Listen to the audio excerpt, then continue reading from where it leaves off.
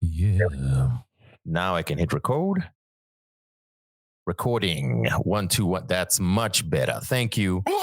There we go. That's what's up. Okay, you know when you don't do something for long, Phil, you know?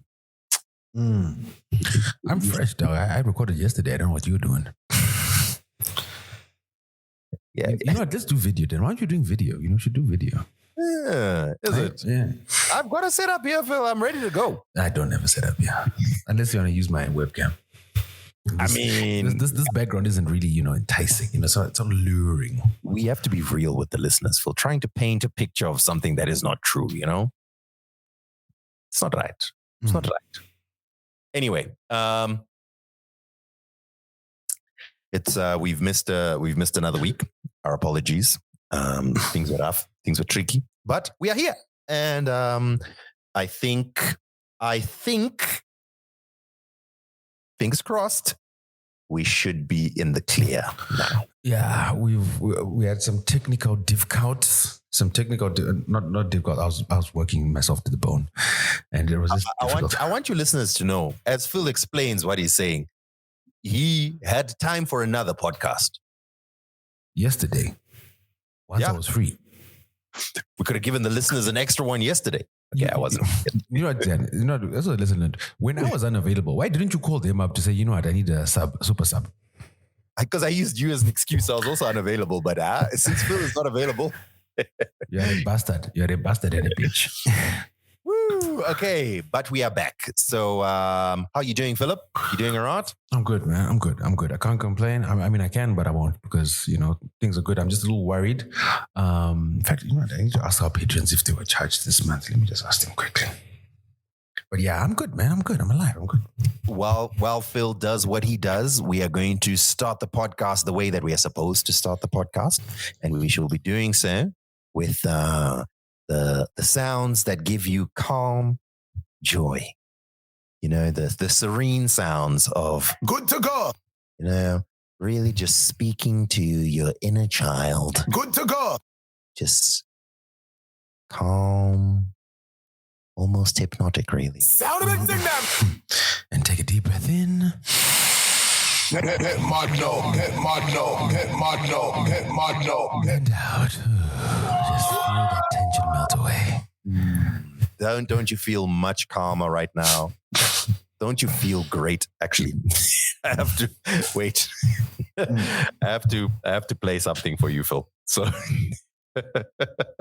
this is something I came across on my social media that I found so funny that I'm going to share it very briefly, and it's in line with the theme that we're doing right now. So this is let me connect my phone. 1 sec.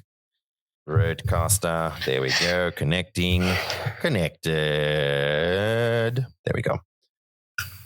So this is a white man, a comedian, who's been asked to.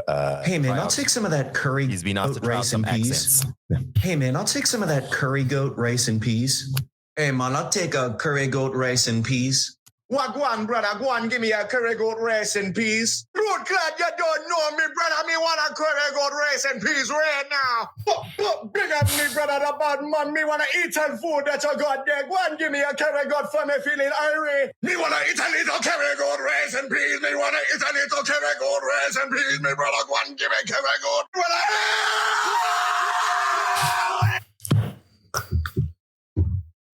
So we continue with the calming and soothing sounds that help you to get right in the mood for this podcast. So once again, ladies and gentlemen, boys and girls, I have to ask y'all. Good to go. Sound of it, sing them. Hit mud no. Let me hear a drum play.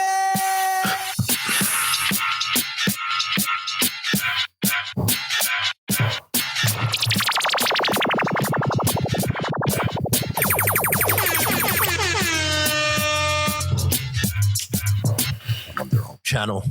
Oh my God. You guys won't notice it. I will notice it. So I shall just quickly fix it and then get back to what we were just doing. Now. more volume, of course.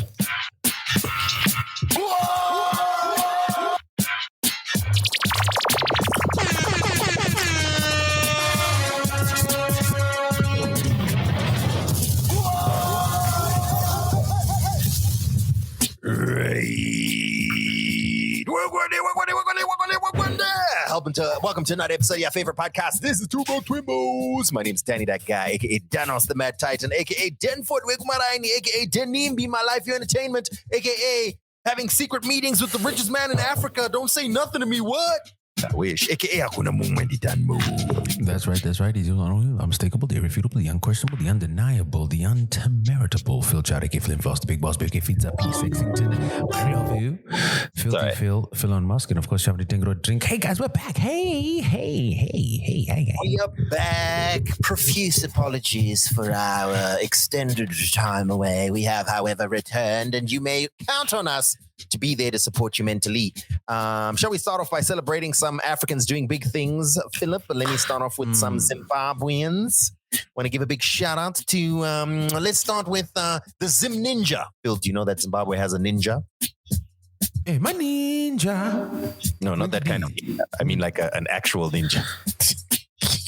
When I read this story, it made me chuckle a little bit. And I was like, you know what? Shout out to everyone for doing the things that they do. This was a story in ZBC News about Zimbabwe's first certified ninja who has carved a global legacy through self-taught mastery. We're talking about none other than Shihan Wilfred Mashaya. A living martial arts legend, multi-award winning champion, Hall of Famer, Zimbabwe's first certified ninja. Not my words, ZBC's words. The story is that he was just 8 years old on the dusty streets of Mufakose.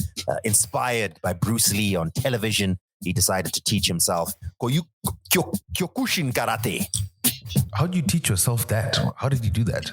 I don't know. He created his own nunchucks, taught himself how to use them. Then eventually he came across Sensei Titus Chigumbu, who then taught him his raw talent that he had self-trained. And from there, he was able to get himself that title of Zim Ninja. Japanese grandmasters invited him to compete in Russia 2016. He was 34 years old. And from there, since then, he's won a bunch of medals, apparently, representing Zimbabwe as a ninja. The story was in the ZBC. But here's the thing, right? 50 medals. Wait, I've got a question. So my man is ninjaing with an audience. You see where I'm going with this, right? No, I hear it. I see what you're saying. Because for those that don't understand, right? Typically ninjas are supposed to be elusive. They move in the night. You won't see them. They disappear in a puff of smoke. You know what I mean? What Phil is referencing is, I didn't see you in ninja class yesterday. Thank you, sir.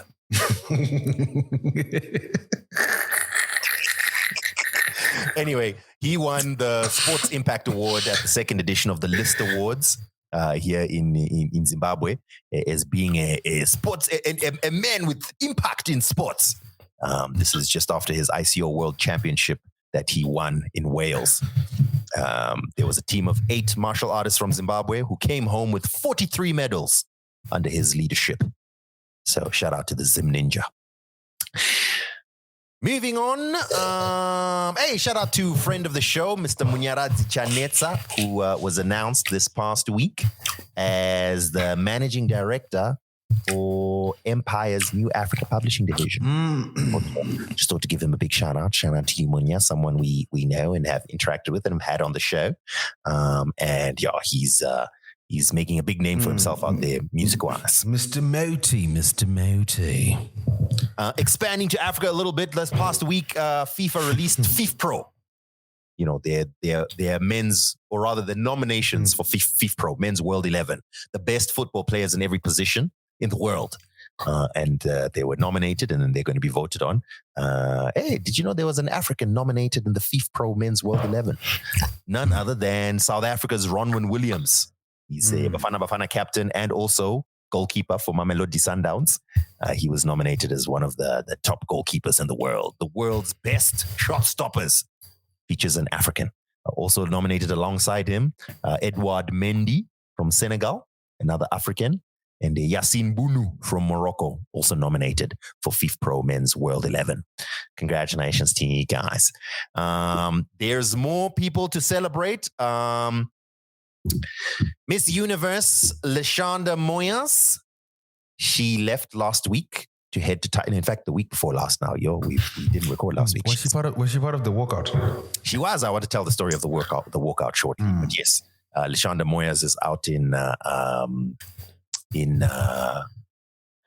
Thailand, where the Miss Universe competition is currently ongoing. And whenever they do the Miss Universe during all the camps and the multiple weeks long sort of competition that it is, they always have like preliminary sort of pre-competitions. So she's featured in a couple of them. She was in one initial top 10 in Africa, and then I think she was also featuring in another like first impressions type of competitions that come out. So she seems to be representing well. Yeah, well done, Lashonda. We'd love to see it.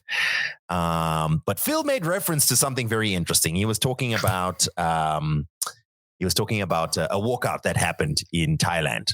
And as the self-appointed podcast, they've been clamoring, Phil, for our opinion. They want us to tell them what the story is, and we shall do so.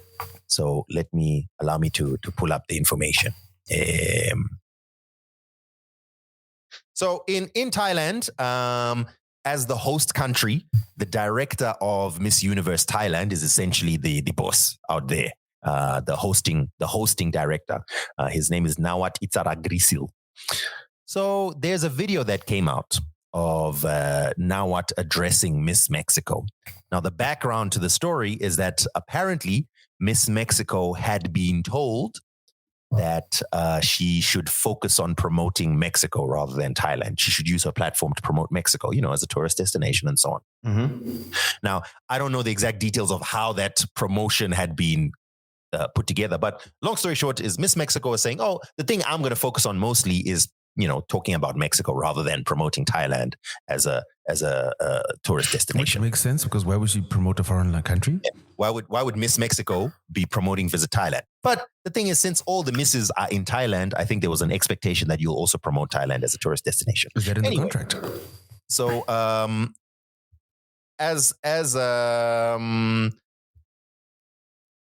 oh, sorry. There we go. Yeah. There we go. As this is the background story, right? So now they're in a big meeting. The Thailand director, the guy I told you about now, he's addressing these women. So then he asks Miss Mexico to stand up. Then he calls her a dumbhead, because she says, if you're going to listen to your director from Mexico, that makes you a dumbhead. Some people question whether, because he was obviously speaking in a very strong accent, some people question whether that's what he actually said. But whatever he said, it was an insult in her direction. So she was outraged, obviously. A bunch of the contestants stood up and filed out of the auditorium. He also started saying, like, why you stand up when you talk to me? Sit down when you talk to me. Then he started telling them to sit down. He was speaking extremely condescendingly towards her. And then she was obviously acting in shock. And then others started standing up and making their way out to like leave and protest. Then he starts shouting at security, like, security, lock the doors. Don't allow them to get out, which obviously is like doubling down and making it even worse. Eventually, they all storm, not all of them, I think most of them storm out sort of in protest in support of Miss Mexico. When this video came out, because there was juicy video of this, we didn't play the audio because, the video is what's really useful. The audio is very like fuzzy and strong accents and you won't quite hear what they're saying, sort of. Anyway, following this walkout, Miss Mexico gives a little bit of an explanation of what happened. She explains what happened back then. She talks about how she's not going to take no nonsense, blah, blah, blah, blah, blah, blah. Miss Mexico's name, by the way, is Fatima Bosch. So when this story comes out, the president of the Miss Universe organization, who was not in Thailand at the time, I believe, then suspends Miss Universe Thailand, and he flies in himself to take over proceedings because of what happened. Then they have this whole big public press conference, and this Miss Universe director from Thailand is bawling, crying his eyes out. That wasn't me, by the way. That's audio from the press conference. Right. I actually have some of the background information. So the situation that happened was a pre-pageant sashing ceremony. And then this whole situation of him speaking at Miss Mexico and berating her for not doing the whole social media promotion of Thailand. Dumbhead, dummy, dumb something. And yeah, she comes out and she says, I look, this Miss Universe thing is supposed to give women a voice, so you won't talk to me like that. Yeah. And then a bunch of them walk out with her. Now, I spoke about that already. And then now they're at this big press conference where there's apologies happening. And as you can imagine, the world is off with his head. Get him out of here, and rightly so. Because how dare you, man? I actually don't understand why. First of all, I don't understand why there's a man who's going to be the director. Sometimes. There's so many ways I can go with this, but like some of those conspiracy theories we once had about beauty pageants, I think a lot of them answered your question very succinctly. When you look at the attitude this man has, and you look at his position, it starts to connect a couple of dots. I mean, I don't want to. Let's. We've got the conspiracy theories. Let's discuss them at a different time of year. For now, we're very supportive. But yeah, so the president essentially suspends the Thailand director and then puts in place the CEO named Mario Bukaru and a delegation to sort of take over proceedings in the meantime. And there was a bunch of apologies. He put out an Instagram statement where he apologized to anyone who felt uncomfortable, which is a mad thing to say. And once again, that tracks. That sounds about right. Miss Mexico afterwards, she says that she had felt disrespected. There were rumors that she was going to withdraw from the pageant, but it looks like she's staying in the pageant.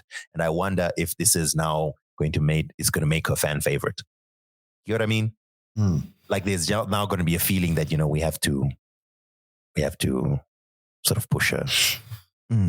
Speaking of beauty pageants, did you know who I saw balling out in Cape Town the other day? Tell me. Chidima. Oh, welcome back. Welcome back, Miss South Africa / Miss Nigeria. And they were not happy. They were not impressed. Yeah, so that's the story there. And I think it's been an interesting situation coming out from Miss Universe. We will be keeping you updated as things go along as the podcast that pays attention to these beauty pageants. No, if you guys want to know what's happening in the world of beauty, look no further than two rapidly middle-aging men. Yeah, no, at this point. Continuing on with Zimbabweans doing big things, let me shout. It is Grammy season, Phil. We received Grammy nominees. Would you like to hazard a guess as to how many Zimbabweans were nominated for Grammys this year? 3. Ooh, one off. 4 nominations, Philip. Okay, let's see. Okay, let me guess the names. 4. Okay. Yeah. Okay, so I know Dr. Chai and Bantu, obviously. Shout out to Dr. Chai and Bantu. Give me the genres of the other 2. Well, let me just finish with Bantu and Dr. Chai since you've mentioned them. They were the producers of the track Change Your Mind on Burna Boy's album No Sign of Weakness. That's a song that's featuring Shabuzi. That I could change your mind. No, I can change your mind. Proudly produced by Zimbabweans Bantu and Dr. Chai. So that album is nominated for Best Global Music Album. So as producers of a song on that, they are Grammy nominated producers. Right. You were about to guess the next one? I mean, give me the genre. I mean, gospel, I feel. Gospel? Yeah.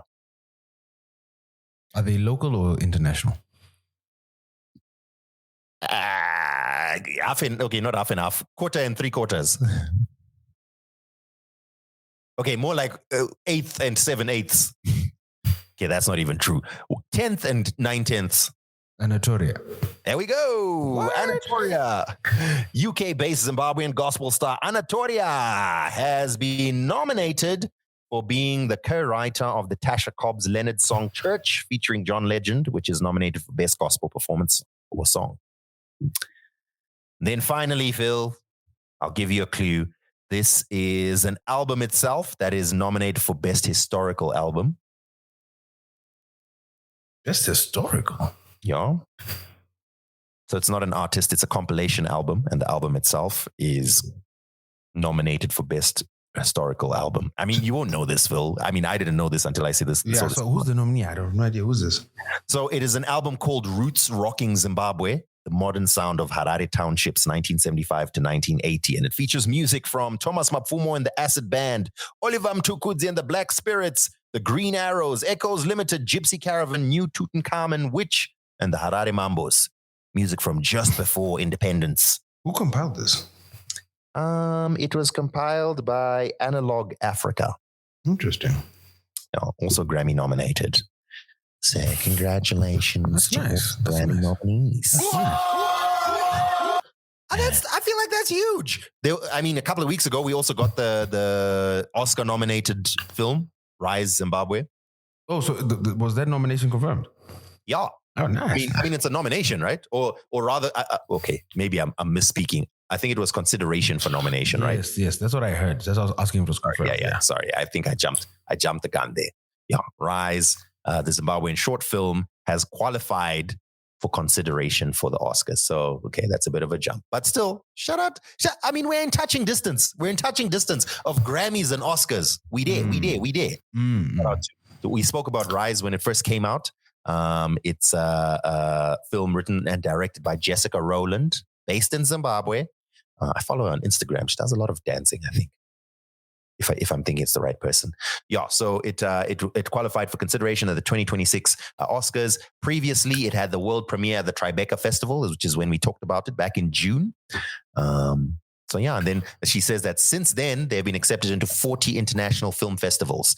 And it follows the story of a young boy who was a boxer. And then he grows up. Tongai Chirisa is his coach. Produced by Joan Jagu. So shout out to Rise. A film by Jessica Rowlands, produced by Joan Jagu, and starring Tongai Chirisa and a young boy by the name of Skanyi Songwenya. Big things like one. Okay. Whew. And breathe, and don't forget to relax. And breathe. Let it all out, We may as well use this opportunity, Phil, since we started talking about the Grammys, to go straight into it and talk about the Grammy nominations, which came out, which is how we know that there were so many Africans that were nominated. So, did you come across the Grammy nominations, Phil? Dan, this week I'm you. As I said, I have done nothing pop culture related. I have also done nothing pop. I'm literally, as we speak. So I was just, whenever I came across something, I'd save it, right? So I have the headline. So as we are recording, this is why you hear me like going, because I'm Googling as we speak. So the 2026 Grammy Awards, actually shout out to the Patreon group for putting me onto a lot of this news. Okay.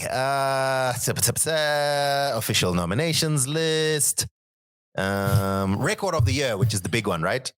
DTMF by Bad Bunny, Manchild by Sabrina Carpenter, Anxiety by Doechii, Wildflower by Billie Eilish, Abracadabra by Lady Gaga, Luther by Kendrick Lamar with SZA, The Subway by Chappell Roan, and APT by Rosé and Bruno Mars. Those are the nominations for Record of the Year. Who do you think is taking it, Dan? Kendrick and SZA with Luther.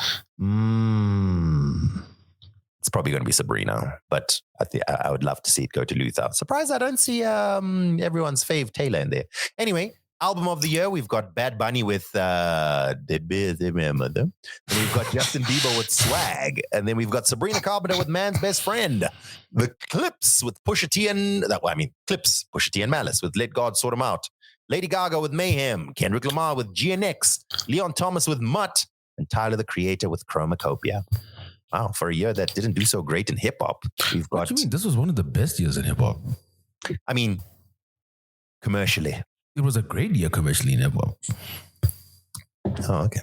It's just I remember noting that was the first time the Billboard Top 40 did not have a hip song in it. I did we can come back to that if you want me to do my classic detractions. But that necessarily wasn't because Google more. It wasn't necessarily because hip hop wasn't doing well. It's, as I said, they've changed the rules of how they record. So, for example, they changed the rules and that immediately stripped Shabuzi and Luther from the charts. So sorry, Shabuzi and Kendrick from the charts. And they over-indexing for a lot of physical sales and radio spins, which is dominated by white music.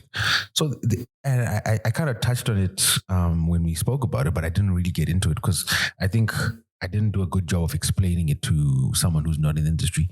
But they continue to just rejigger the rules to, favor the people of a line to you. Fair enough. I shall continue. I won't do all the nominations, obviously, but the ones that we find interesting. So who are you predicting there? Where?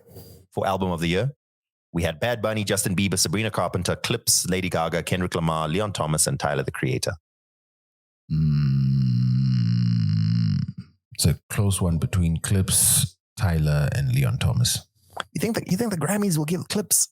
I mean, I would love to see that, Dude, honestly. I think people forget the Clips are managed by Stephen Victor. Stephen Victor is one of the most powerful executives in the game, not just the music, in the game. Well, you're making it boring because now you're making it about politics. Man, I'm talking about the music itself, Did these white people really like Clips like that? Because Yes, of course we they do. loved it. White people love Clips. So you're saying between Leon Thomas, Kendrick, and Clips, Yeah. what should go to I don't know, Bad Bunny or something? I think Kendrick will take it. Well, Bad Bunny has a very high likelihood of winning, especially considering the year he's on. So he might get it too. He might get it. Song of the year: Abracadabra by Lady Gaga, Anxiety by Doechii, APT by Rose and Bruno Mars, DTMF by Bad Bunny, Luther by Kendrick Lamar with SZA, Manchild by Sabrina Carpenter, and Wildflower by Billie Eilish. Again, very It's similar. Luther. It's definitely going to Luther. Luther destroyed radio. Oh, similar just to Record of the Year. At this point, come on, guys, just combine it. Best New Artist: Olivia Dean, Cat's Eye, The Marias, Addison Rae. Isn't that a TikToker? Samba, Leon Thomas. Whew, finally recognized someone. Alex Warren. Doesn't he do country? Lola Young. Wow, I am washed. Anyway.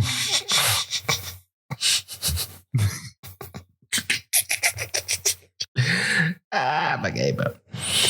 I only recognize Leon Thomas in there, so that's who I'm going. Addison Rae is a TikToker, isn't she? I don't know. It sounds TikTokish. I feel like anyway. Let me It know. sounds TikTok adjacent. Producer of the year, Dan Orbach, Circuit, Dijon. You know what? Soundwave is in there for GNX, so that's my call there. I'm going to skip some of these. Best pop, I'm going to skip that. Let's go to best R&B. So best R&B performance: Yukon by Justin Bieber, It Depends by Chris Brown and Bryson Tiller, Folded by Kehlani, Mutt by Leon Thomas, but the NPR version, Heart of a Woman by Summer Walker. Best R&B performance. Leon Thomas is taking this. I think Leon Thomas has this year. Best traditional R&B performance: Here We Are by Duran Burner, Uptown by Lala Hathaway, Love You Too by Ladisi, Cry Baby by SZA, and Vibes Don't Lie by Leon Thomas. Ooh, some of these are tunes, eh? That Ladisi song is fire. I think it's between Leon and SZA. Best R&B song: Folded by Kehlani. Don't even bother. It's Folded. Dude, Folded has had a year.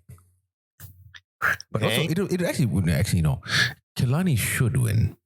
But granted her early position on Palestine, I don't know if she will win. Do you think that will have an impact? That would be funny. Okay, best rap performance: Outside by Cardi B, Chains and Whips by Clips, Pusha T, and Malice, featuring Kendrick and Pharrell, Anxiety by Doechii, TV Off by Kendrick Lamar, Darling I by Tyler, the Creator. TV off. Turn the TV off, turn the TV off. Yeah, I think Chains and Whips is also... I love that song, man. Uncle Sid, man. Sick. Best melodic rap, Proud of Me. I don't know. Who is Friday? I don't know. Friday with two eyes. Wholeheartedly by... Wait, did you just say Friday when you meant to say Friday? I said Friday. So who's Friday?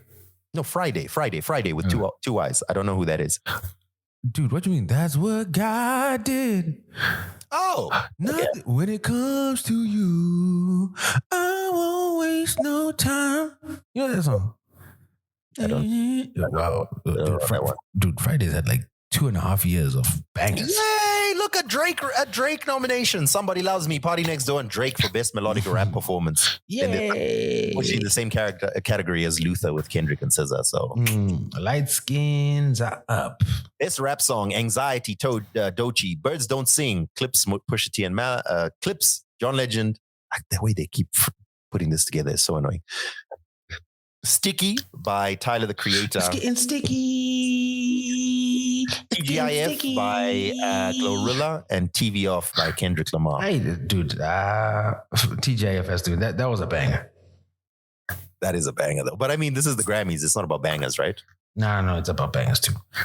Best rap album, Let God Sort 'Em Out. Clips, Glorious by Glorilla, God Does Like Ugly by Jid, GNX by Kendrick, and Chromacopia by Tyler. Hey, I think Kendrick is going to sweep. Hey, yo. Again. Yeah, okay. I think those are the main categories that I was going to... Wait, let me go to World. Yeah, the site. I'm on the official Grammy site and I'm scrolling, bro, because they give all the information. Okay. Best World Album. When I get there, it's at the bottom. So, you know.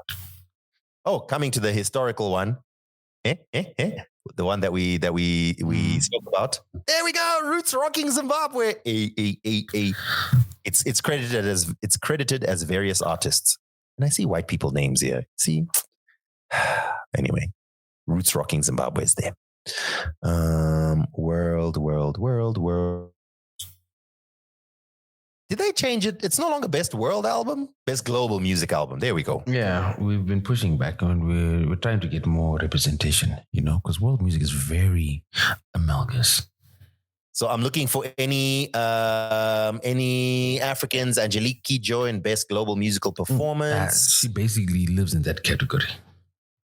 Best African Music Performance has got Burna Boy, Davido, Eddie Kenzo, Ira Star, and Tyler. Tyler's got Push to Start in there. Okay. Best Global Music Album, Burna Boy with No Sign of Weakness, Youssou N'Dour. Who else do I recognize in here? I don't recognize any of these other names. Yeah. So anyway, that's an overview of the nominations. Of course, when we get closer to the dates and when we have winners, we shall let you know what the story is there. Okay. Those are our main talking points, Phil. From here on, it's gaga. Just whatever you want to talk freestyle. about. We didn't even touch anything. So there's something that just came up while I was prepping for this that I did see. I don't know if you saw this news yesterday, Dan. Let me read you the headline and get your thoughts. Okay. Apple introduces digital ID, a new way to create and present an ID in Apple Wallet. Digital ID offers a secure and private way for users to create an ID in Apple Wallet using information from their US passport and present the ID with iPhone or Apple Watch. This sounds like a great idea. Let me hand security officials an unlocked phone or watch. Okay. First of all, Phil, digital IDs already exist in many different countries. Africa is currently there's a big project in Africa to do like a Pan-African digital ID. So there's several countries that are being signed up one by one. Rwanda, what. Kenya, etc., etc. In many European countries, digital IDs have been standard for a long time. It's just something that in the States has been viewed as impossible because of everyone's views towards my rights and my liberty. And in other parts of the world where we are very far away from such things. So it's not crazy. Obviously, Asia is all over digital IDs. It's not as crazy as it sounds, the way people are making it seem like, oh no, this is finally that Black Mirror episode. I mean, it might end up being that, but it's been that for a while. Yeah, but we just remove the friction. Like I said, I'm in two minds. I see the benefits of digital ID, but I also see the ills of digital ID because we live in a very twisted society where the nefarious, the evil, the cruel, the unkind seem to thrive. Yeah. And this just makes it easier for them to do so. And even with the example I just gave, where for you to present your digital ID, you have to present your phone to a security official. That poses its own risks. Yes, I know Apple can make it easier for you to present your ID with a locked phone, but how many people will be that vigilant?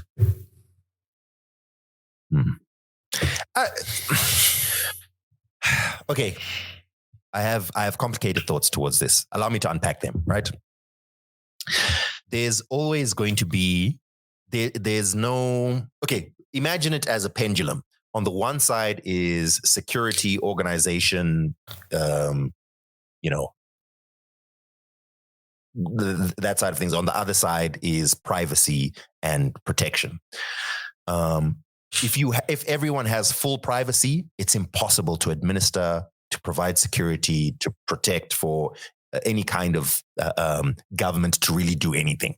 If you have 100%, security with the government, etc., now you have marginalized groups in trouble. You are removing a lot of your, personal preferences, etc., etc. You can think of how, for example, China has the social credit system, etc., etc. Mm-hmm. So obviously, you kind of want to find that sweet balance where I do maintain some measure of privacy and my own personal space. But at the same time, I do live in a community that needs to be administered. I do want to have internet at my house. I do want to drive on a road. I do want to feel like I can walk outside on the streets at night. So there has to be some give of privacy that you should be willing to give, right? That having been said, we've seen how that privacy is being used by governments around the world. And who knows whoever's going to be in power at any time. And one day you just fall afoul. Look at what's happening in America right now. It's crazy. Mm-hmm. The whole ice being sent everywhere. So anyway, that having been said, I think that there's a lot of doom mongering that is trying to swing the pendulum in the direction of privacy. And that will inevitably lead to a failure in security / administrations, etc. I think that a good balance is what we need. And I think everyone needs to calm down a little. Just take a deep breath. Relax. Take a deep breath. And let's just in and out. Everything is fine. Everything is okay. Everything is fine. Everything is fine. Also, Phil, if we're going to be 100% real, as society, we are cooked anyway. We're so cooked. I had a very long discussion with Tabo yesterday about how cooked we are. And I was explaining how cooked we are on multiple levels. And even he was like, oh my gosh, we're really cooked. Oh, damn. We are so cooked. We're so okay. You guys may know that I do a technology show on radio. So every week I'm trying to research all the big tech stories. Obviously in Zim, the tech stories are more, policy based and stuff like that, but globally as well. And I just keep reading stuff and I'm like, this can't be okay, right? From the insane position that OpenAI is going with how it's leveraging itself and as a company, it's completely untenable. It's just not possible for it to run normally. It's just insane. There must be something else that's going on. There's some theories that are in place where someone was explaining that for OpenAI to be profitable, it would have to make like $150 from every single human per month or something, some weird number like that, right? Yeah. Which is obviously never going to happen. So like, how can this possibly work out? And the reasoning was, well, it's basically an arms race and there's going to be a lot leveraged into winning that arms race. And I mean, we've spoken about it on the spot before. And when the race is won, that deck of cards, the house of cards is going to fall on all of our head tops. Yeah, so we are doomed. We're doomed, but this is not a doomer podcast. We want to look at the moments of levity and joy that we can find in the middle of society's collapse. So I want to talk about the Louvre heist. Oh, that was hilarious. Yes. So it's because we missed a couple of episodes. We didn't really get a chance to talk about it. Maybe we briefly referenced it, but this happened last month in the middle of October, close towards the end of October. The Louvre was Ocean's 11. Apparently in broad daylight, this group pretended that they were window cleaners, broke their way inside during an alarm. Everyone was it's broad daylight. There's people in there. There's security in there. They basically break in, dressed as construction workers, and they use those trucks with like the lift baskets and stuff. And they break in the window and they go straight to the crown jewel display cases, just grab a bunch of the crown jewels and all this priceless sort of like artifacts and stuff, throw them into their bags, and they drop a bunch of them on their way. Literally, we're talking about multi-million-dollar pieces of jewelry, cultural relics and stuff like that. They literally just sliced through glass, collected all this stuff while the alarm is ringing. And as they're running out, they're dropping some stuff along the way, and they dip. I remember this mission very clearly in Grand Theft Auto. So in terms of what was stolen, apparently it all comes up to like almost $100 million worth of stuff, which was stolen from Africa, India, and Brazil, and then later on was stolen from France. Yeah, what a pity. Oh, so many immigrants are like, oh no, they stole our stuff. I've loved watching the content around it afterwards. So I forgot his name. You know that guy who does TikToks where he's like, he had a problem, and then blah blah blah. Oh, what's his name? Xavier Zender something. I know the guy's name. Zender. Yeah. Zevi, something like that. Yeah, Zevo. Anyway, Zevo. Yeah. So he starts off his thing by saying, "Oh, you guys want to hear about the priceless cultural artifacts like the crown jewels that were stolen? Well, several centuries ago, European countries. Oh, wait, sorry. Did you mean the more recent one? Oh, okay, cool. Let me tell you about that one." I was like, "Yes, talk your talk, son." Same with Josh Johnson when he was doing his stand-up routine. He also had a great take on it, where he was like, the authorities came out and said, this is not just a theft of jewelry. This is a theft of cultural and cultural impact. Like, word? For real? Yeah, no, it's going to hurt our nation to lose some of these things. Oh, really? Is it? How the turns have tabled. Well, since then, they have apparently found the thieves. No, what? This is a short movie, bro. They didn't even get to like enjoy the spoils of war. Nothing. Like normally in a heist movie, there's the stage to it. Like you plan the heist. There's a lot of planning, right? Then there's the heist execution.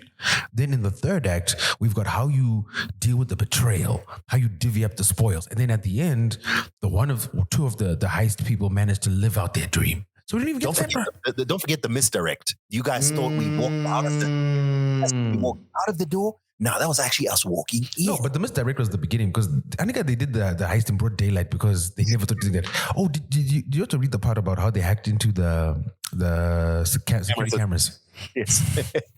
Wasn't the password or something? No, the password was Louvre.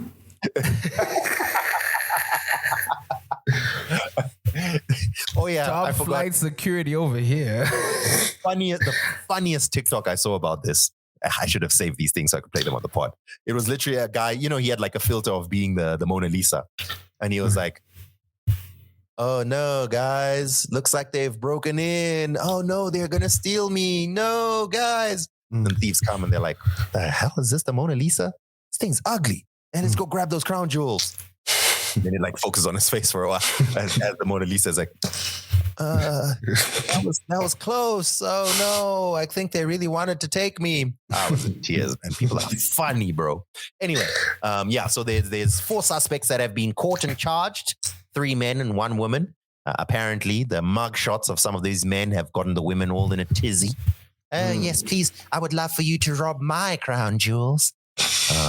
But yeah, one of them was grabbed. What was that so convincing? Thanks. I was practicing before the show. One of them was grabbed at Charles de Gaulle Airport on his way to Algeria with the contraband. Some of the items are still missing, but they have recovered some of them. The authorities fear that they have already been sold and shall be broken down just for the stones and the gold in them. Yeah. Ce n'est pas bon. Ce n'est pas bon. Oh, I thought that was an interesting story. It was a fascinating story. I was like, look at these, finding ways. Despite all the technology, they're still finding a way. A movie coming to life is what I'm saying. I love it. Huh? Okay, another story. So this one was from our Patreon group, but really it was also all over my timeline.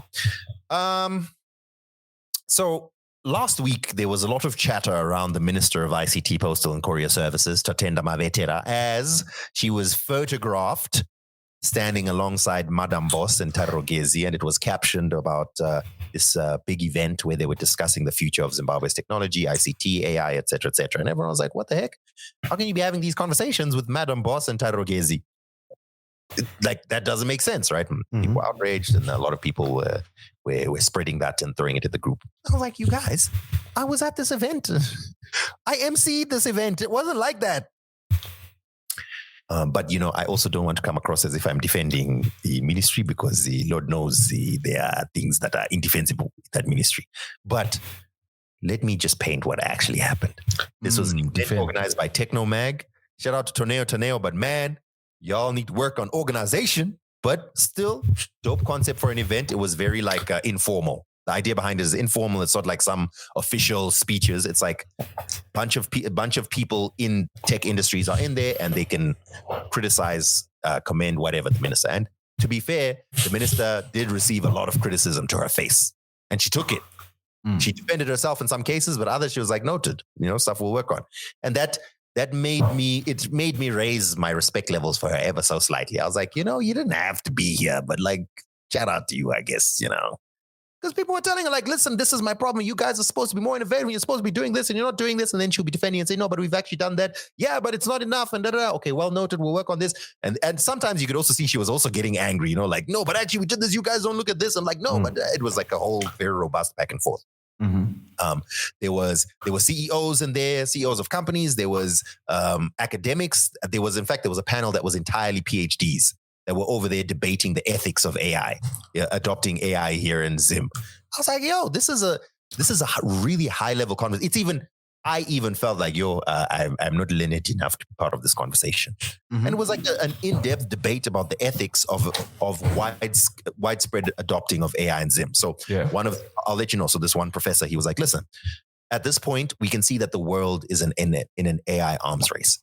We are not going to create our own systems, obviously, but we have to be involved in the conversation. We have to have data centers here. We have to be setting up our own methods of using some of the tools that are already available, and also how we can contribute to like Zimbabwean tools, and how we can ensure that some of our information is also captured in some of these tools. So in his mind, in fact, his very compelling argument was, if we don't make rapid and like drastic moves now, will be left irrelevant as the whole world moves forward with the movement of AI, blah, blah, blah. And there was another, like, she's a doctor of ethics or something. I don't know what the specific stuff it was, but she was like, here's my issue. For the majority of Zimbabweans, by far the majority, their concern is getting bread on the table. Their concern is, I need to feed my family by the end of this week. It's completely irrelevant already for them to be out here talking about we need GPUs and clusters and we need power. We need power to cook, bro. And you're over here. So is it ethical for us to devote so many resources to try and keep up with this race of global AI dominance when we literally have populations that are starving? So it was like a very nuanced debate. And I was like, okay, all right. Like this could be an entire podcast. You know what I mean? This could be, look at them following the tech ombudsman's lead. Now, there was a panel of influencers. It was supposed to also include Anakomik Elda, Butisi, whatever. And that panel was supposed to be their challenges with social media. And to be fair, it did feel a little bit out of place. But, you know, it was on the program. They basically spent their time saying, our biggest issue is cyberbullying. And the minister said, well, I mean, if it gets really bad, the Cyber and Data Protection Act means you can sue. You can actually get people arrested. They're like, yeah, but da-da-da. So it was a bit of, honestly, it did feel like, okay, we'll just do this for a bit. Cool. It was like 15 minutes or 20 minutes. I don't know how long it was, something like that. And then back to some of the more robust discussions. And the minister says, I am not a technical person. I'm a policy person. I'm here to do policy. I'm surrounded by technical people at the ministry, which let's say is debatable. Did you see the technical people, the slide the technical people did for the following day? For a presentation on ICT in Zimbabwe. Yes, I don't think it was her ministry that made those slides, but I did see it. Yes, but it is. I mean, I've been to that office, and I was like, this is the office of the ICT ministry. Like, come on, guys, let's get a bit of technology in here, man. But anyway, let me not Varisa Madiri Angu in the future. Look at you. You already sure. Look at you already. Then it doesn't take long. There's a difference between speaking truth to power and talking yourself out of a job. But anyway, I would argue those are one and the same. I will say that there are some So let me tell you what the chief sort of debate was, and it all started from. Did you see the video of the Speaker of the House, Speaker of Parliament, Mudenda, lambasting her for the AI policy? Yeah, so it wasn't for the AI policy. The main thing that he was saying was, why have you? We've had conversations with people. Why have you not engaged Google and Amazon and all these people who are interested in making a SADC regional data center hub in Zimbabwe?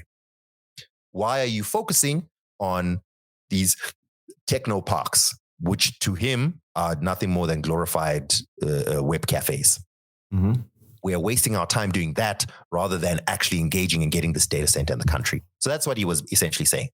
So then she went on a Twitter and wrote a very long post trying to explain the reason why she was like, listen, I'm not saying we shouldn't have Google in here. I'm saying I want to invite Google on our terms. I want us to have the infrastructure in place first and then invite Google in. And I want us to have a certain level of data sovereignty, that we own our data rather than just giving up all our data to America. And also, data centers are a response to need rather than a creator of need. You know, there's going to be we're going to need to build the need in Zimbabwe for data centers before. So that was her argument, right? I disagree with some of it, but I can see why someone would think that. So she was like, okay, now that this thing was raised, I didn't just not do it. This is the reason why. And this is from the advice that I received from all the technocrats that actually work here. You guys are also in the space. Let me know what you think. So some people are doing fors and against. And I must say that in some situations, I was like, okay, I must confess I didn't think of that. For example, for me, it seems like a no-brainer. Obviously, if Google is interested in putting a regional data center here, then we absolutely must do it, because that's going to upgrade our own internal infrastructure already. We can expect that our internet speeds will increase. We can expect that we're going to have a lot more access to, growth in technology, et cetera, et cetera.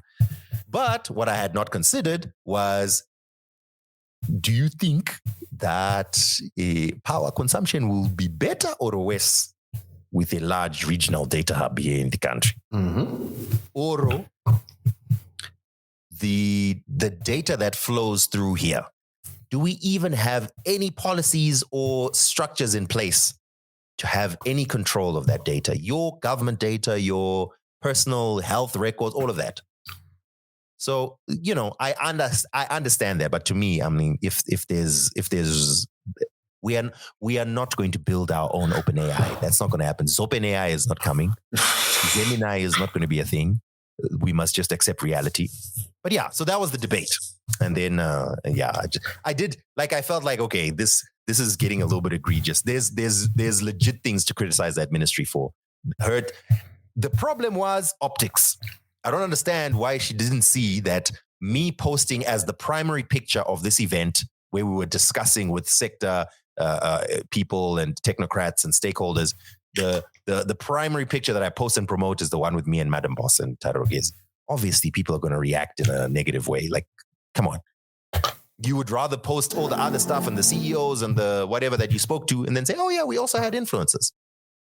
But anyway, that was that story. I just thought I would clear that up. After all, I do have a podcast. Thank you, Dan, for being our man on the ground and reporting live from the scene. Indeed. And I would love to hear the debate. There's pros and cons, and I don't think there's a clear answer, but I would love, should we absolutely, no questions asked, invite Google to set up their regional data center? Blindly, no, never. There should be clear terms. They should benefit Zimbabwe, and then we will engage. Like, I'm also very wary of people that just blindly push for something, right? Because especially something that's rooted in capitalism. Because I do question, where do your interests lie? It's also sad that we're looking for government to enter into essentially a private-public partnership with an American entity. it's also doubly curious that Strive Masiba was launching all these data centers in everywhere except Zimbabwe. I think all of those intersect, and all of them, some of them also have disparate interests and disparate reasons for being the way they are. But ultimately, we have serious policy issues in Zimbabwe. We have serious execution issues. And it's sad because it feels like the Ministry of Finance is doing more in tech than the Ministry of Tech. You know what I mean? Well, does the Ministry of Finance have an AI policy, Phil? I think not. Have you read it? No. It's been a busy week. Yeah. Okay. So I guess to somewhat agree with your point as well, do we believe that, because you said, yes, we should bring in Google, but on our terms, do we believe we have do we even have the understanding of what terms we would want? I don't think that's a fair question. That's like apples and oranges. Yes, we do. We have very educated people. We have James Maniga.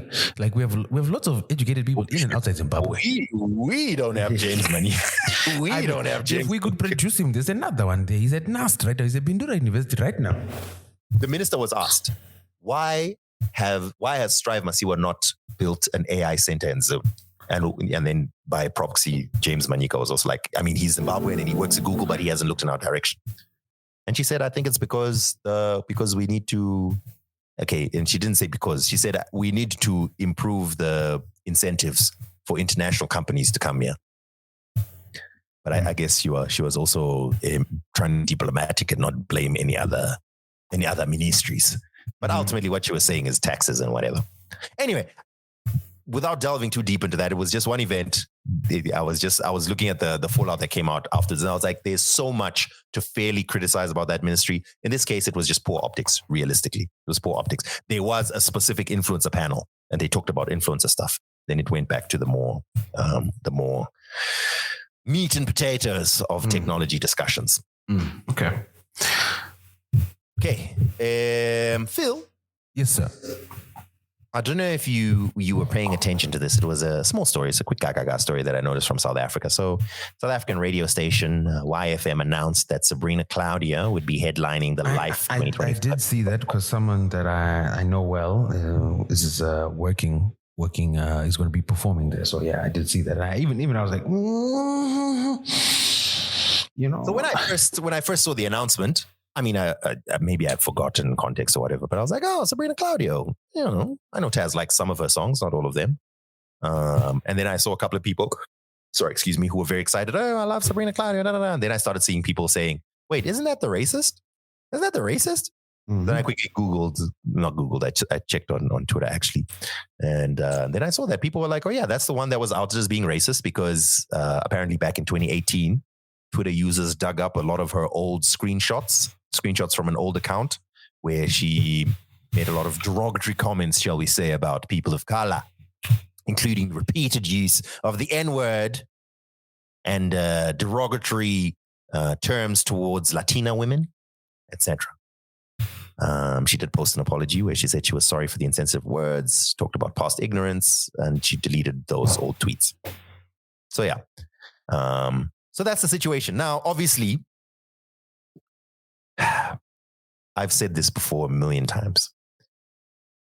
All of you, if all your conversations from 2012, 2011, 2008, if all those conversations, whether they be texts, old tweets, stuff, if they were all to resurface, there would be a very large apology tour happening.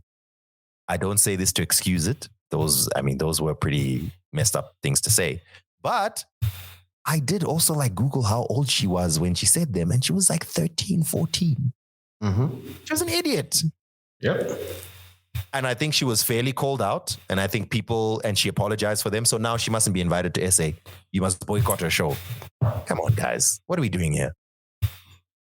She must stop working. She must stop singing because she tweeted nonsense back in 2012, 20. I don't think that's also fair, Dan. People have the right to be upset. Just because you apologize doesn't mean you're forgiven. People have the right to be upset. So two things can be true. Yes. So I get it. You have the right to be upset because you said something hurtful, right? It wasn't said to you, by the way. You didn't even see it. No, dude. If someone insults black women and you're a black woman, what do you mean it wasn't said to me? My point is, when you saw it, it wasn't directed towards you. It was. If you're a black woman, it was. None of the tweets were black women are this. They were derogatory tweet, the use of derogatory language, yes. And again, there's this. Let me speak from a very macro, view, bird's eye view, if you will. I think that in general, wrongs have corresponding punishment. I think that if you insulted someone and you used wrong language, there's a corresponding reckoning that you should face. What is that? Is that people being upset at you, maybe losing a couple of deals and then having to apologize? I think that sounds roughly commensurate to me, but maybe other people might demand more, or some people might feel it's not as much as that. Completely fair. The question I then have is, does that mean you're not allowed to work forever? Now, it's true. You have every right to be upset that someone said something back in 2012, 2013, whatever. The tweets were resurfaced. You read it and you're like, damn, this is an artist I used to listen to. And I can't believe she said this kind of thing. But surely you should also be able to understand, to be fair, she was 13, 14, however old she was when she said these things. And who hasn't said messed up things? So I am upset. What happened afterwards? Okay, she maybe lost a couple of deals. Some shows were canceled. She had to come out and apologize. She probably had a very uncomfortable 6-month period or year period or however long it was. I don't know. When is that supposed to end? Is she forever canceled? That doesn't feel like it's commensurate to crime. Let's get back to it. What does cancelled mean? So just because someone is clearly, she's not being denied any economic rights. She's performing internationally. She's being booked in South Africa. Mm-hmm. At the same time, they're not canceling her show. She's going to sell tickets. She's going to perform. Mm-hmm. People can also express their upset about this in the same way Chris Brown did something years ago. When he came to perform in South Africa, people were allowed to express themselves. So I don't think anyone's wrong here. You can be upset with her. You can express that upset. They're not pitching up at the stadium and burning the roads, you know what I mean? So people don't see her perform. They're expressing how upset they are. And at the same time, she's proven she still has economic value because she's performing. So it is what it is. I don't understand. Like, to me, the system is working, I would feel, as it should. Is there a bit of judgment and maybe a lack of self-reflection on both sides? Probably, but we're not on the inside. We're seeing it from the outside. But I think it's fine that someone does something, they're called out for it, but they still get to live their life. She has not lost her career. Again, I'm not saying that she has lost her career. I'm saying there's some people who seem to be calling for that. That's what it seems to me. I'm speaking about the people who are like, why would you book Sabrina Claudio? That's a completely different conversation with the things that she said. But that's an easy answer. The reason why she's being booked is because people will pay to see her, no matter what she said. Cool. So I'm now speaking to the people, the large group of people who are hitting up YFM. They're calling them, what was the word that was used? Yeah, I don't know. I can't receive it. Anyway, there's a lot of people who feel that YFM should not have booked Sabrina Claudio because of the racist things she said. And I think that is also a fair. Granted, YFM does really like racists from ankle tap to her. But also, if YFM, you're a Gauteng-based station, you posit yourself as a black youth-focused station, it's a weird look that she's the person you guys chose to hang your hat on. There's so many other acts you could have gone with. Sabrina, for YFM. 5FM, I'd understand. Jacaranda, yes. Highveld Stereo, yes. You know what I mean? 947, yes. Yeah. YFM. True. I also did a little bit of a double take, but I think this specific thing called Life is meant to be like a, you know that like neo soul R&B vibe. That R&B-ish vibe that they do. But anyway, look, that is also a valid conversation. Why book Sabrina? But let's say whatever it was, maybe someone has a relationship somewhere, whatever the case is. I do think it's unreasonable for people to say YFM has no shame. How can they book Sabrina Claudio after what she said in 2012? Yeah, that's a bit extreme. And that's the social media hyperbole. I would agree with you there. So No shame. They're commercial enterprise. They have no shame. By default, they're there to make money. And obviously, this conversation is not necessarily about Sabrina Claudio herself, but it's more of an overall conversation. And it ultimately boils down to everyone obviously is allowed to feel how they feel with whatever it is that they hurt them. But I think it's also a fair question to ask, how long must punishment happen? Or what punishment in your head, and it might be different for everyone, but what punishment in your head for Chris Brown, for what he did?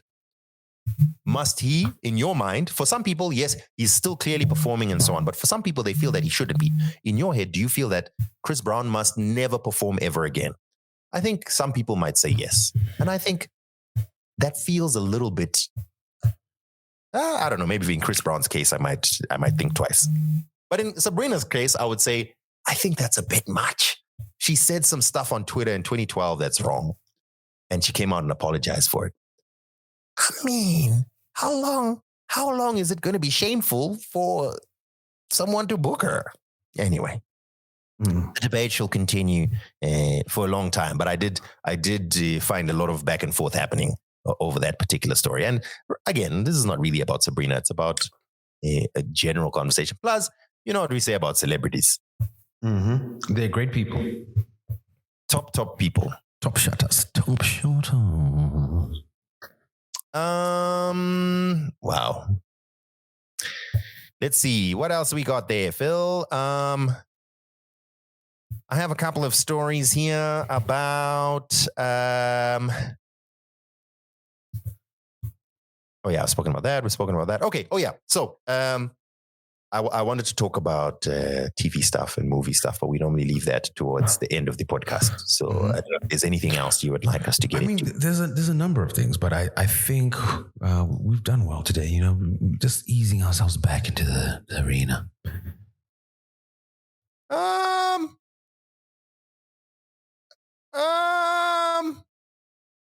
What's happening with you, Dan? How long have we been recording, Phil? Oh, we've been recording for an hour, Dan. What did you do? I am missing the last 25 minutes. It's okay, Dan. This is why we have redundancies. It's fine. I had not used mine here. Oh, this is not good. Anyway, you know what? Our producer will figure something out. We will use, you'll have to use Phil's, so producer starting from around about 37 minutes in. Yeah, you'll have to use Phil's audio. Then about an hour in, my audio catches up again. Okay, cool. So if we're going to move away from the main topics, I think there's just two quick things I wanted to talk about.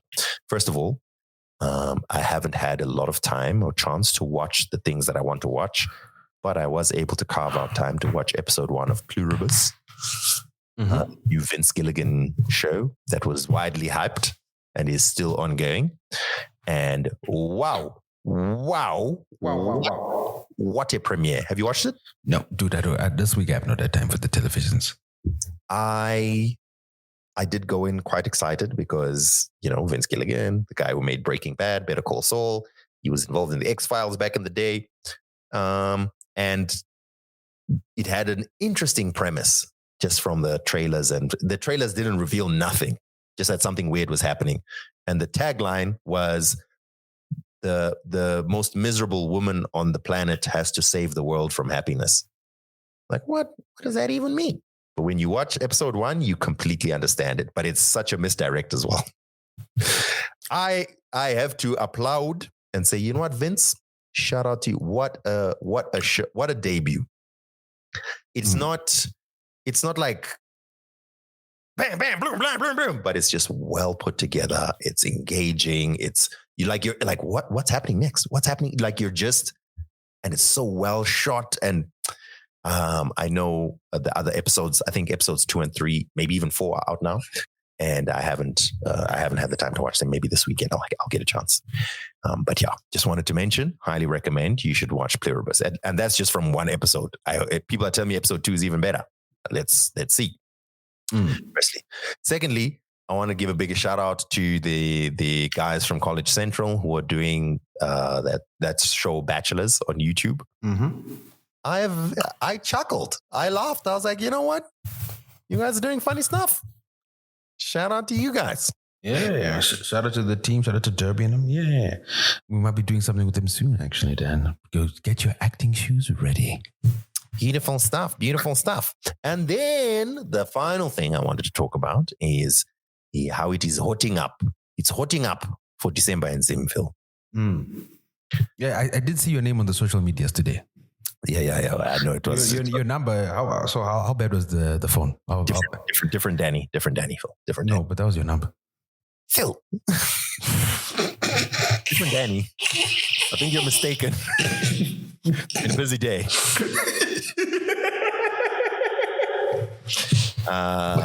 There are multiple events.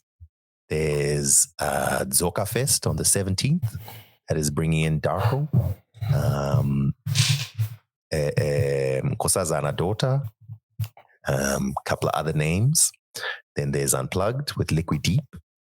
And then there's Carpe Diem, who are bringing in Sanel, Murder, and Lamise Holworthy. What a time to bring in Murder. He's trending for the wrong reasons. What do you mean? He's chill. Yeah. He's chill. He's just a good, loyal Zulu man. Because Zulu men don't cheat. These are all in the space of 1 week, Phil. Not even a week, in the space of 17, in the space of 5 days, there are these 3 major events. Mm-hmm. Yeah, it's gonna be fun. It's gonna be a situation. It's December. Is what it is. Also, in that time, there's Kandoro's show. There's several other events around about. It's gonna be a lit time, I think. So, if you are going to be doing December in Zim, prepare yourselves, and we shall see you outside. Indeed. I probably if you see me outside, please feel very free to say, Danny, because of the problems we're having with Patreon, I would like to buy you a bottle since I'm coming from outside. Actually, yeah, those that are visiting, please don't forget to bring alcohols. Please don't forget to bring the candies. And what else do we need then? And what are the preferred candies at the moment? Dubai chocolate. Yes, Dubai chocolate is the one. It's number one, Dubai chocolate. Number one, some pistachio chocolates there. And if you pass through Dubai, please, Dubai chocolates and some whiskeys. Yeah, lovely. That'll be great. All right, I think this was good, Dan. It was a good warm up. So we need to get back into the zone, Get back into rhythm. For the next one, we'll be well prepared. I know we were somewhat prepared, but not as much as we. And I'm recording very late at a client's office. The acoustics in this room are horrible. It's bad. Nah, it'll be fine. Our producer will work wonders. Ladies and gentlemen, thank you very much for tuning in to another episode. We have appreciated your attention. We don't take it for granted. What we would appreciate even more is your financial support. Currently, we are having some issues. So please go to twobroketwimbos.com/donate and make a direct donation there while we sort out our Patreon situation. If anyone knows anyone at Patreon, please get hold of us. We are. The support is not supporting as much as it should support. But yeah, for now, you can support us with a direct donation just on twobroketwimbos.com/donate. And then you can also, I believe on there, you can also find our other details for ways of paying. You may also just please share the podcast, like, subscribe, and please drop a comment. We need some reviews and comments. So whatever podcast app you use, please take this opportunity to just do a quick 5-star review and drop a quick comment, even if it's a word or two, just explaining how you feel about the podcast. It will literally take you a couple of seconds, and it does a big difference for us. So please drop that for us as well. And we will endeavor and work on our part on being a little bit more consistent as we get closer to the government-mandated December break that unfortunately we can't overturn. No, we can't. These are the rules. We are lobbying and we're trying our best, but yeah, it doesn't help that Dan was insulting the Minister of ICT, It's not insulting. I actually distinctly said, Honorable Minister and your team that are listening, that my respect increased from where it was previously. Wow. Okay. Thank you, Dan. That's great. Wonderful. Let's end it up before you dig it the whole deeper. Thank you. All right, ladies and gentlemen, thank you very much for tuning in to another episode. We'll catch you in the next one. We out. Okay. Yeah. Oh, by the way, there'll be no more music on the podcast because also my Spotify got deleted because of music on this podcast. So yeah, guys, we're getting it from all angles. Make a very inappropriate joke about the WhatsApp group that is being revealed in South Africa. But no, anyway, we'd have been very inappropriate. But we'll catch you in the next one. We out, guys.